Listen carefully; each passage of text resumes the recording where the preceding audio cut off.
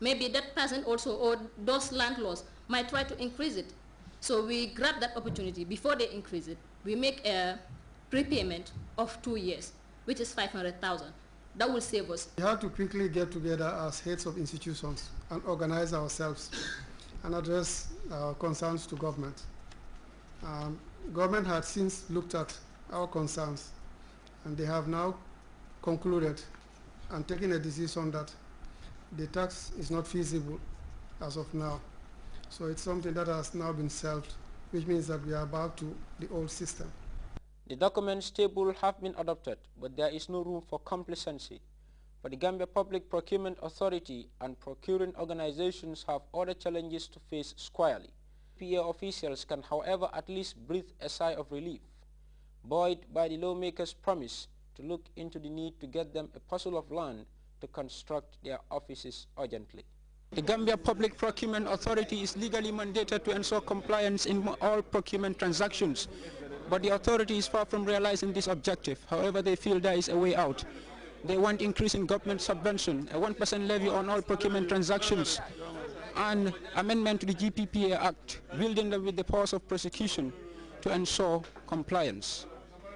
Modula Amin Sise, Grts News, the National Assembly.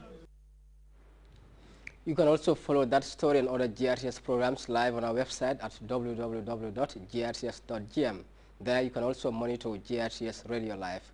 We'll be back with stories from beyond our borders.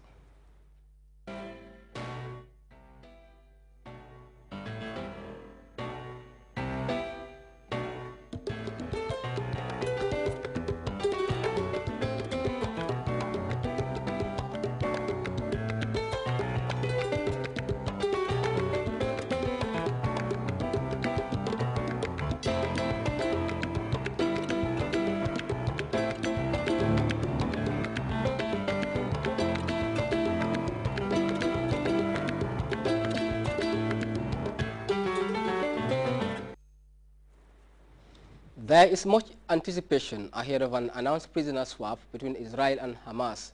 Israeli soldier Gilad Shalit would be traded for more than 1,000 Palestinian detainees.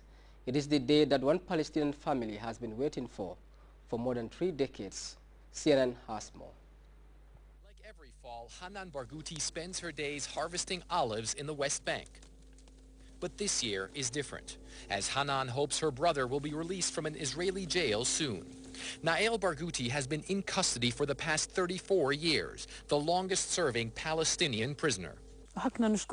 We need to thank Hamas, she says as she sobs. 1,000 thanks to Hamas. We must kiss their heads. Nael Barghouti is serving a life sentence for his alleged involvement in a commando operation that killed an Israeli in 1978. Part of the prisoner exchange to free Gilad Shalit, the Israeli soldier kidnapped by Hamas more than 5 years ago. In total, more than 1,000 Palestinians are due to be released, almost 300 serving life sentences. A difficult step for the Israelis.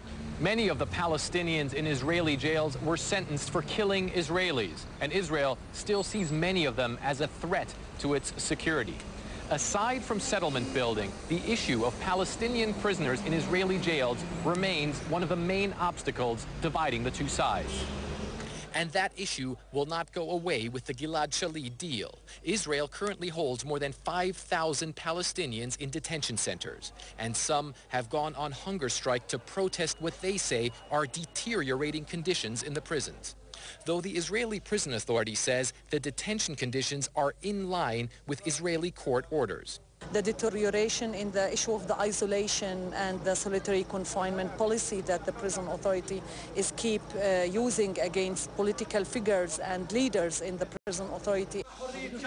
One of the most prominent Palestinian political figures who will not be released as part of the exchange is Marwan Barghouti, a Fatah leader who is admired by many Palestinians, currently serving 5 life sentences for his alleged role in terror attacks against Israeli civilians. As a Palestinian, I am happy with this deal, Marwan Barghouti's wife says, but on a personal level, I was surprised that Marwan Barghouti was not part of this deal. At the end of the day, I am a mother with 4 children who are awaiting the return of their father. Hanan Barghouti, a distant relative of Marwan Barghouti, has been waiting for decades to see her brother Nael again. This year, she hopes he can help her finish harvesting the olive trees. Fred Plaikin, CNN, Ramallah. We'll go for our second break, but sports is next.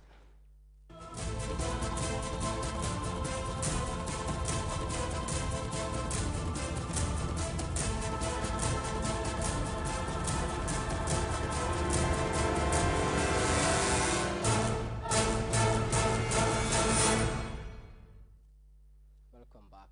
Moroccans celebrated the construction of a new stadium in Tanja with a convincing win over the Gambia. The North African side is preparing for live in the Olympic qualifying series in the coming months and has lined up a series of friendly encounters, including the one against the Gambian side. Our Babukar Senghor watched the game in Tanja and he prepared this report. Morocco's outermost town that is just kilometers away from Europe, the beautiful and picturesque outpost settlement of Tanja is stationed just a whisker away from the Spanish towns of Malaga, Compostela and Sevilla. The coastline settlement is now home to one of the kingdom's most beautiful and iconic sports structures, the Tanja Sports Complex. Built and completed some 3 months earlier, the stadium's inaugural match saw the home side's Olympic team, featuring a host of highly rated European-based young guns, play against an inexperienced Gambian under-23 side.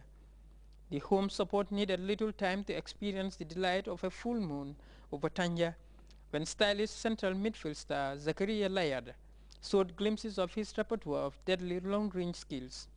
His fierce shot was destined for the top corner, but was only thwarted by an acrobatic save from Alaji Nyabali.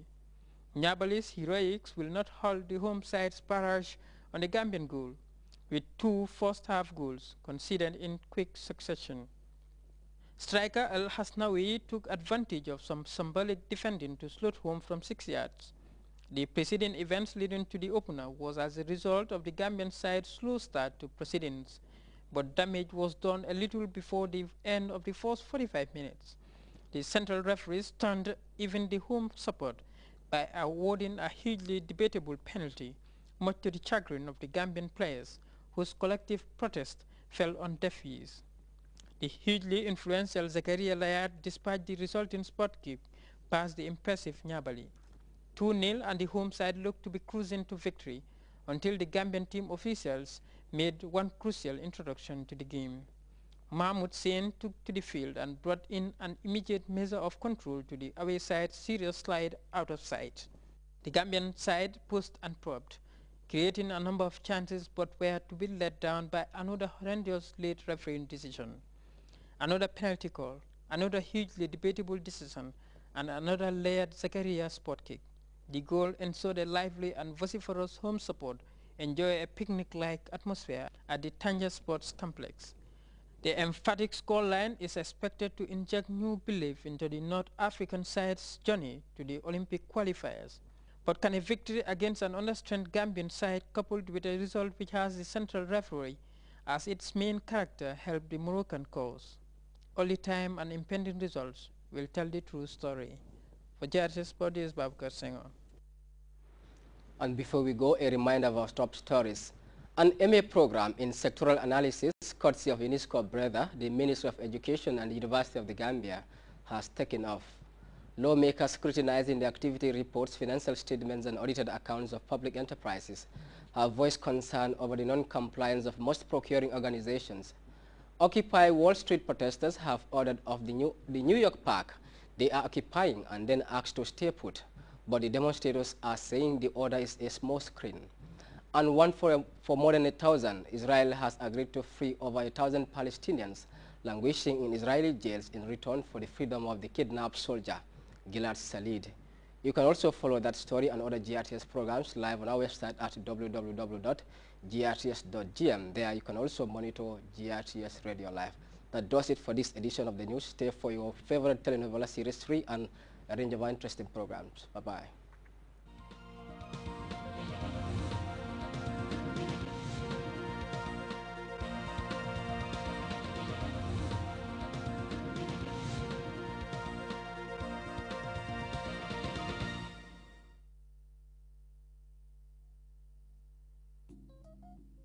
Halat. bokk na ci li gën a soxal doomi